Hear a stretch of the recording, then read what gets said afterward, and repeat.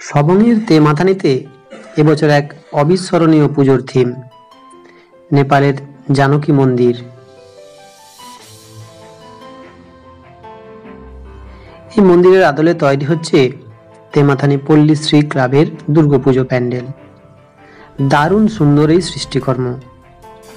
আমরা কয়েকদিনের জন্য মেতে উঠি এই পুজোতে, আর এর মধ্যে থাকে সমস্ত দেশ, জাতি, ধর্ম ভেদাভেদ ভুলে এক হয়ে যাওয়ার এক বৃহৎ প্রয়াস।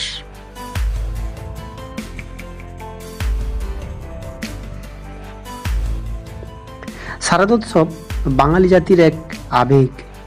সেই আবেগ শুধু বাংলায় নয়, শুধু ভারতেও নয়, গোটা বিশ্বে এর ব্যক্তি।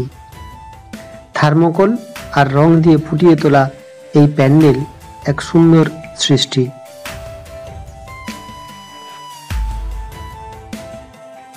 শুধু কি তাই, এ যেন ঐতিহাসিক জানকী মন্দিরকে নেপাল থেকে তুলে এনে এখানে প্রতিস্থাপন করা হয়েছে।